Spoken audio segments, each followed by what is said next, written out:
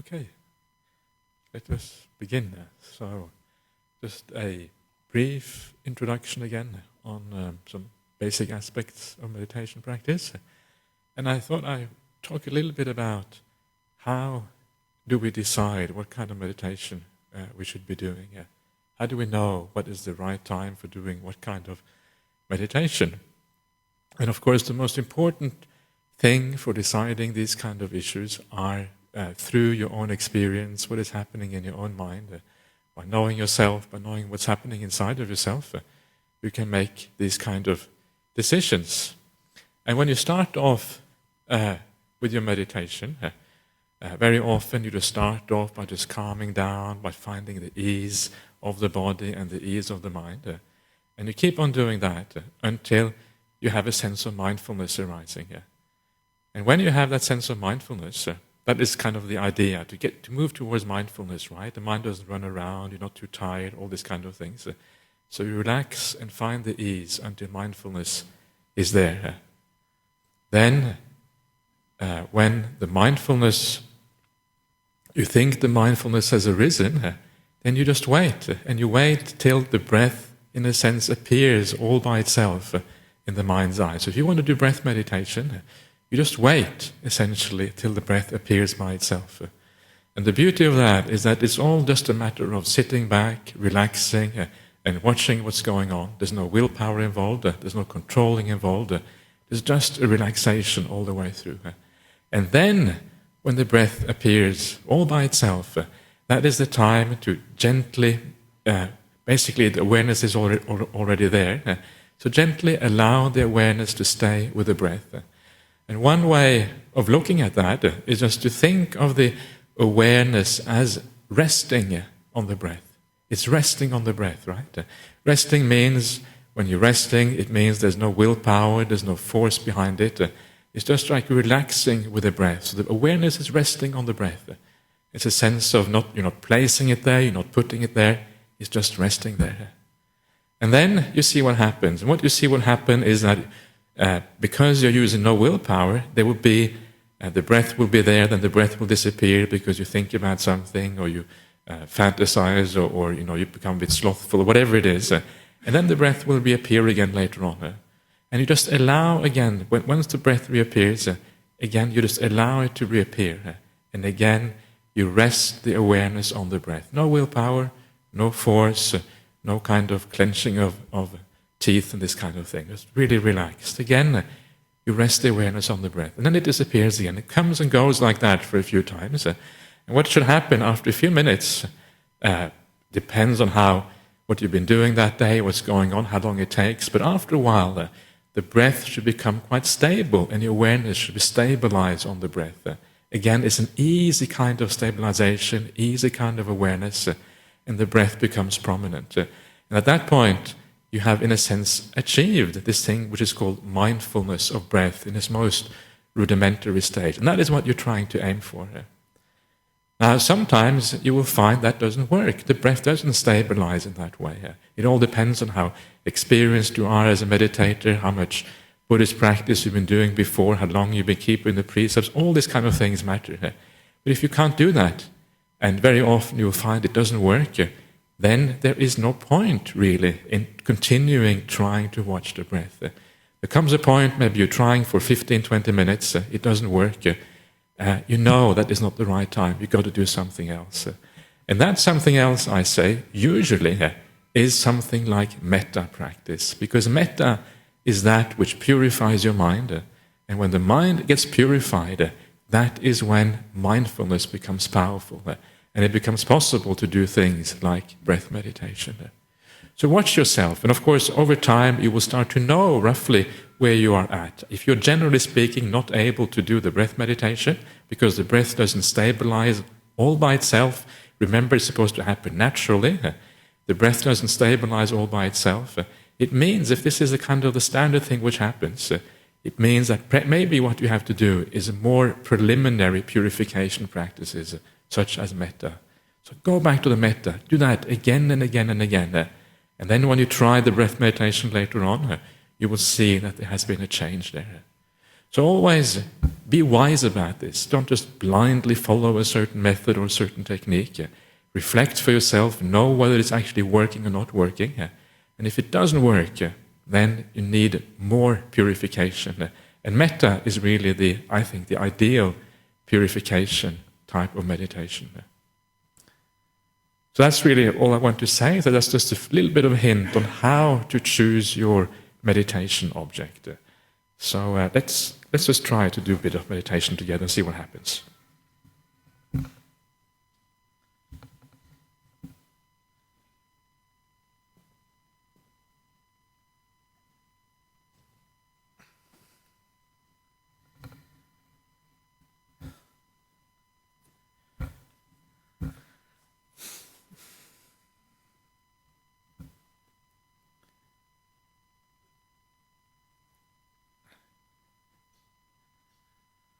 Okay, so just start off by finding the ease of body first of all.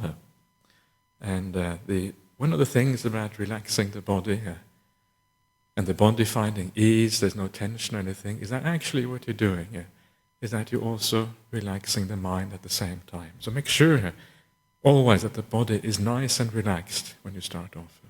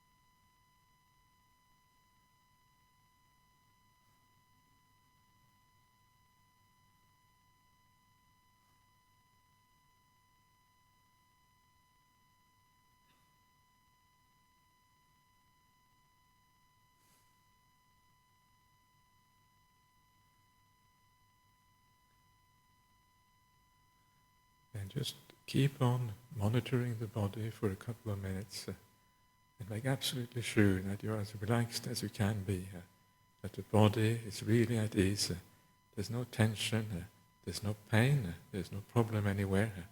And keep just doing that for a few minutes.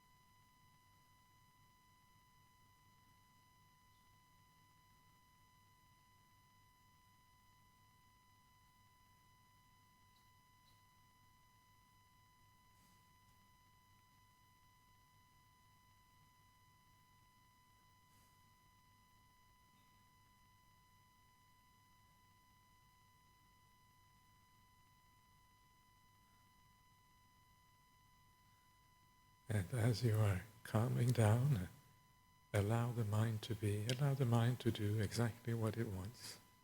There's no control at this stage. Just stand back and watch the mind doing whatever it wants. And as you stand back, as you watch, you can actually see the mind calming down all by itself, becoming stage by stage more and more peaceful. So just stand back and watch the calming process happen all by itself.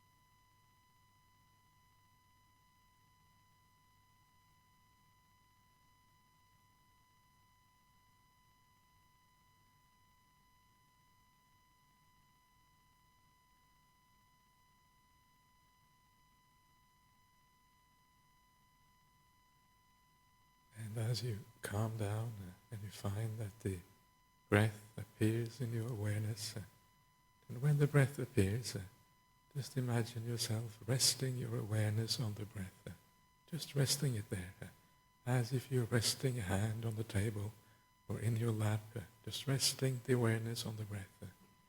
And then if the breath disappears, allow it to disappear. And then when it returns again all by itself, again you rest the awareness on the breath. And keep doing that and see what happens. See if your awareness becomes stronger.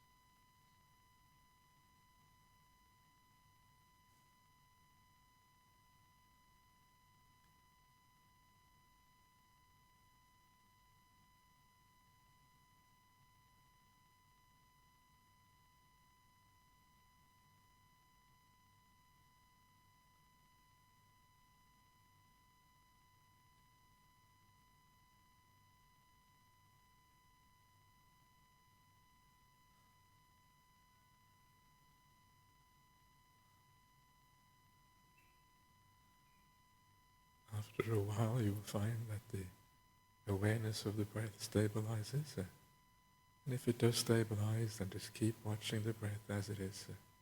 If that doesn't happen, then change your meditation object and do metta meditation instead, for example. Don't just allow the meditation to fall apart, but change it when it doesn't work, when it stops.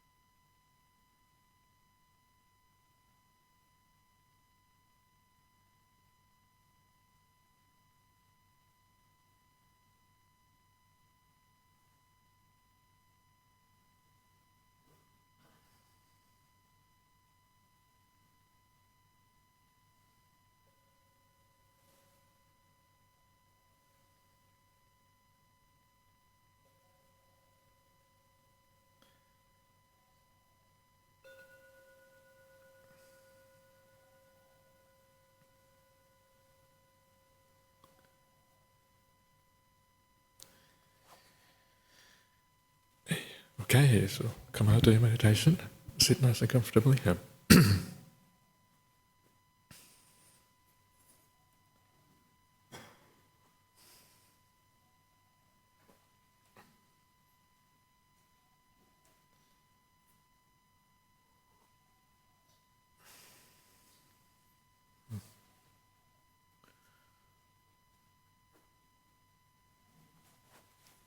Okay.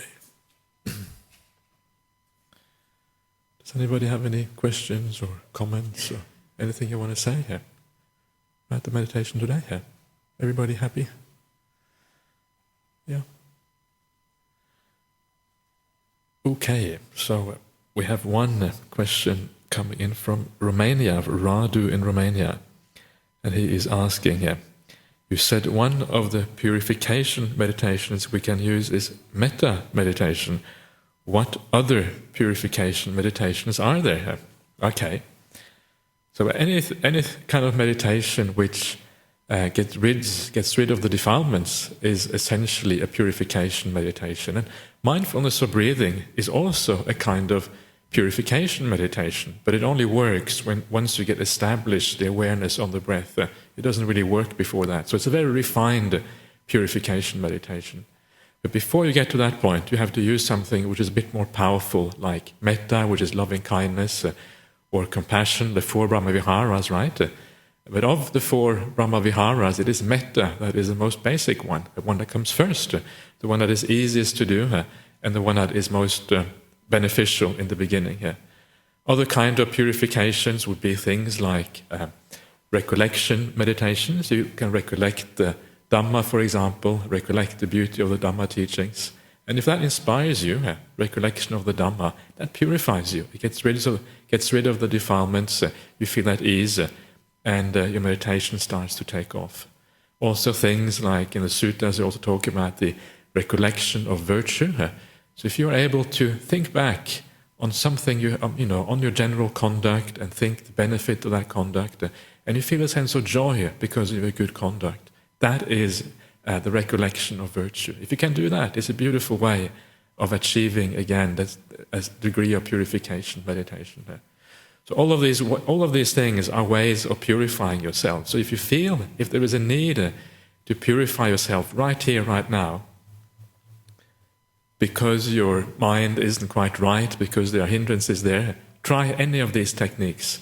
But in the long run, I think the most powerful one and the most useful one is the metta meditation, because that is also what the Buddha recommended again and again in the suttas in so many different places. And if the Buddha recommends it again and again, it usually is a good sign that it's an important aspect of the path. So that's why I think that is the most powerful one and the one that is most useful. Okay, anybody else, anything they want to say here? No? Everybody happy? Yeah? Okay, so let's pay respect to the Buddha Dhamma Sangha.